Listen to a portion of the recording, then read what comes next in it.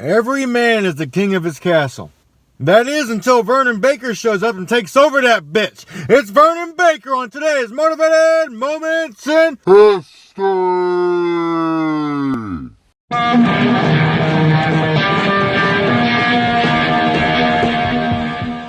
Vernon Baker was born in Wyoming in 1919. When he was 4, both of his parents died in a car accident, so he moved in with his grandparents. His grandfather was the most positive role model in his life, but his grandmother was a total see you next Tuesday, so he moved into an orphanage to get away from her. He eventually moved to his grandfather's hometown of Iowa and worked laborious jobs that he really freaking hated until he joined the army. It was 1941 and Vernon strolled into a recruiter's office. There, some punk-ass recruiter told him there are no slots for black people, but he said it in a very much ruder way. Well, Vernon, he left the office, and over the next 3 months, he got more and more pissed about it. So 90 days after being denied service due to his race, he returned to the office, ready to fight that potastic garbage-ass recruiter. But that recruiter wasn't there. It was another guy. So Vernon asked to join the army, and the guy sat him down and started writing out a contract. He asked Vernon what MOS he wanted, and Vernon said something like quartermaster. So of course the recruiter wrote down infantry. Vernon, he really didn't mind too much. He finally had a job that would get him out of Iowa and possibly go overseas to some angry white guy country and slay some motherfucking bodies. He attended basic training and then went on to OCS. After that, he's assigned to the 370th Regiment, which was the first African-American regiment to see action in World War II. See, at the time, the Army was segregated, and all black units were assigned a lone white officer to be in charge of them. Well, this white officer in question was Captain Runyon, and he wasn't your typical douchebag officer. He was like the Lord King Emperor of douchebag officers. Like if you were playing a video game where you fought against douchebag officers, this guy would be the final boss. So naturally, Vernon was overjoyed with serving under Captain Runyon's command, and also naturally, I just gave you a freaking line of crap. Vernon hated this dude because Captain Runyon was a dickless panty waist.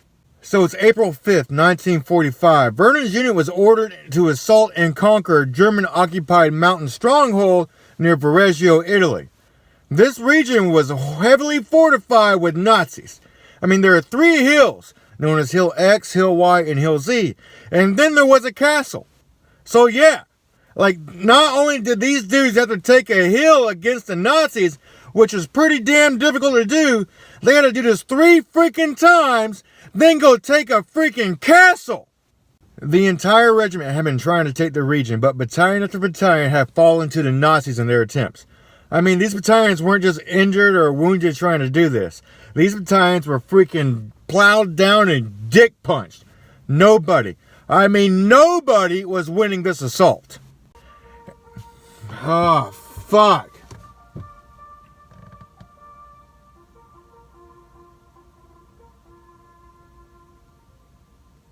And eventually, after the remnants of the last battalion came hobbling back down from their loss, Vernon knew his was the last battalion left, and it was his time to go kill some freaking racist-ass white people.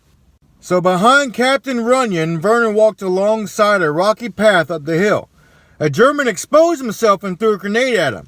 Instead of attempting to throw it back or warning his men or trying to take out the German soldier, Captain Runyon, in all his glory, jumped up and screamed like a little bitch, in which almost knocked Vernon's rifle out of his hands and disabled his ability to react to the German or the grenade in any way.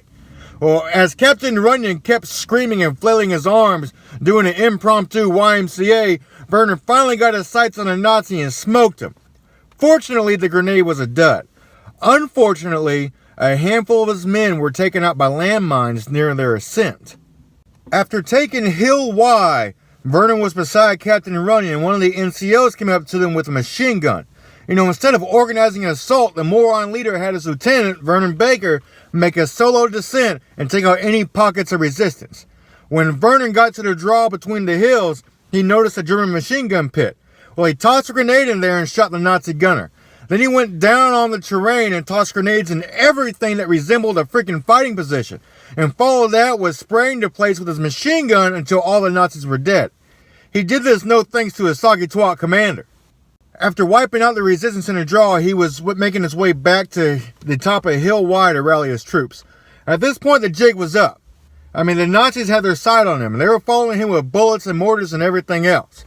So when he got there, he noticed the commander had left the hilltop. He finally located the captain in some abandoned shack nearby. When he approached the captain, Runyon was all crouched down and near sobbing. The commander then told him that he was going to go back down to the main regiment headquarters and get some reinforcements. So he left. But what had happened was Runyon's bitch ass went back down to the safety of the regiment headquarters with no intentions of returning, and told his commander that his company was pretty much all dead and that he was a lone survivor. What a freaking douchebag! This coward loser not only abandoned his men, who was under his command, he went back down and told everybody his company was dead. So not only does the battalion think that they're dead, the regiment stopped any further resource efforts, essentially leaving Vernon and his few men left stranded. That, my friends, is what you call bitch-assness. So like I said, this time the jig was up and the Americans' element of surprise was completely gone. The Nazis have tracked Vernon to his company area on top of the hill and were now pouring in bullets and artillery onto their position. Without a commander and losing his men left and right in the barrage, Vernon needed to secure a safe passage out of there for his dead and wounded. So he sprinted back out into the open by himself and created a distraction and drew all the enemy's fire onto his own position. By doing this, his company's wounded were able to retreat. So here he is all by himself being blasted at from every freaking direction. He called for artillery fire on the enemy positions, but those twats on the other end of the radio refused to believe that a lone black officer could get so close to the objective when so many white commanders failed to do so. So they denied him fire support. Apparently, Captain Runyon wasn't the only ignorant turd stabber in that unit. Poor Vernon was surrounded by him.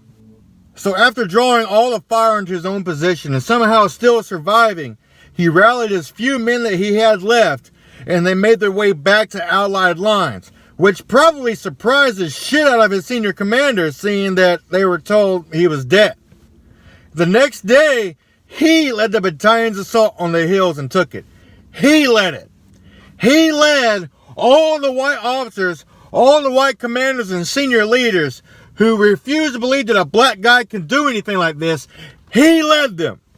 Not Runyon's sorry ass, not that battalion commander, not some other white fucking douche flute. He did it. Why? Because Vernon Baker ain't no bitch.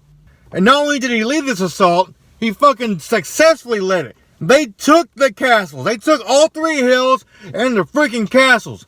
Proving, once again, that not only white men can't jump, white men can't fucking take a castle. For these actions, he was awarded the Distinguished Service Cross. And in 1997, after the Pentagon realized they were on some hater type shit, they finally upgraded it, and Vernon Baker finally received what he had earned 5 decades earlier, the Medal of Honor. And by receiving this, he was the only living African American who was awarded a belated Medal of Honor for valor in World War II.